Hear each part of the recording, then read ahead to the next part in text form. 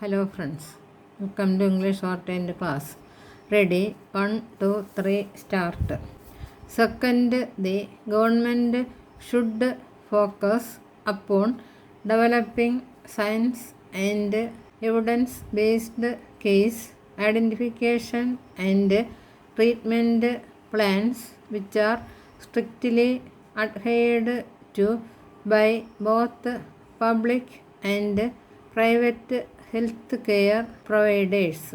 Some of the policies on testing, isolation, and hospital discharge have already been revised recently. However, there is need for further revision in admission policies and clear articulation of the contact tracing approach. Adherence to the latest official testing, admission policies, and treatment guidelines should be ensured through effective monitoring and better enforcement of healthcare regulations. Third, every effort should be made to continue economic activities. There is very limited relevance of any type of COVID-19 curves, with the only exception being large public gatherings in which physical distancing is not feasible. The essentials such as elections, etc., can still be planned in a calibrated manner with stringent adherence to COVID appropriate behavior. Fourth, the infodemic continues to be a major challenge in this pandemic.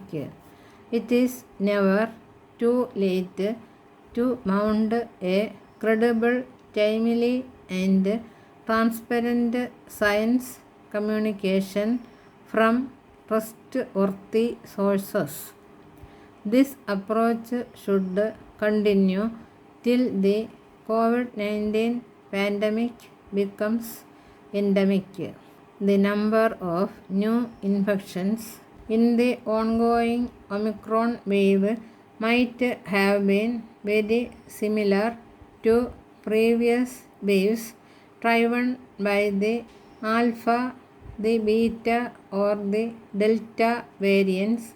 However, there is sufficient epidemiological evidence to conclude that Omicron does not cause severe disease, at least in fully vaccinated individuals. It also means that while responding to the ongoing surge, it is time to get future ready and prepare for COVID-19 endemicity. The most important step would be to use the data on COVID-19 infection, hospitalization, deaths, as well as clinical and vaccine-related aspects, which should be analyzed proactively. That would help in answering pending policy questions and decide and plan evidence-informed strategies. The new scientific and epidemiological understanding should be used to ensure that social and economic activities return to normalcy. To facilitate the process, there has to be a renewed focus on improving ventilation of especially indoor spaces and effective public health communication for calibrated COVID appropriate behavior. commensurate with the local COVID-19 transmission. The governments should consider incentives to increase adherence to COVID-appropriate behavior and explore public subsidies for masks, including provisions for free mask distribution.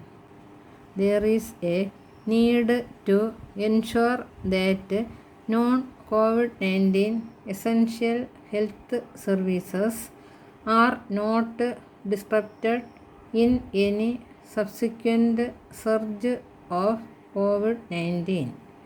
Testing is done in a targeted manner for high-risk populations.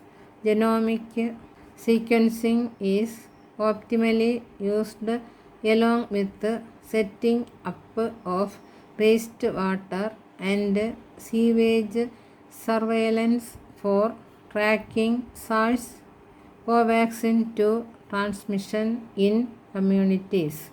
Alongside countries that are having a surge of Omicron should not be in a rush to introduce booster doses for healthy adults or to vaccinate healthy adolescents or children. About schooling, there is sufficient evidence that children are at lowest risk of poor outcomes of COVID-19. However, arguably they have been impacted the worst by the pandemic because of disruption in in-person schooling. Therefore, the focus of every country and society has to be on how to keep schools open. Schools in Indian states should be open urgently.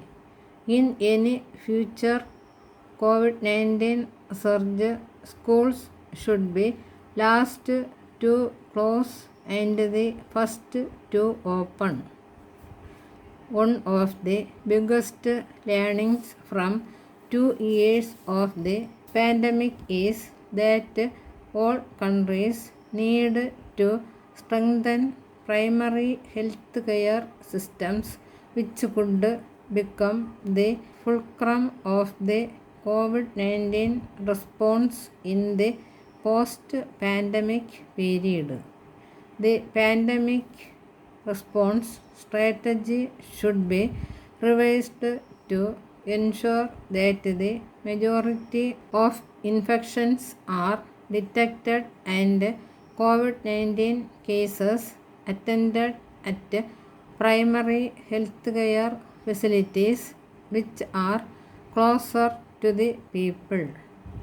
In fact, the proportion of all COVID-19 cases detected and managed at peripheral facilities could be a performance indicator of the healthcare system. The pandemic should be used as an opportunity to train and retrain and empower general physicians, family physicians, and primary care providers in every setting. The post and long COVID conditions, as well as mental health and school health, need to be given renewed policy attention. No royalty status, please.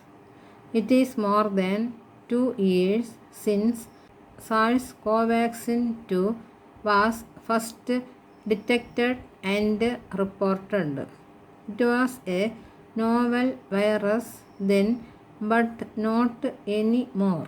The world knows a lot more about this coronavirus than many other viruses which cause illnesses in humans and were detected years ago.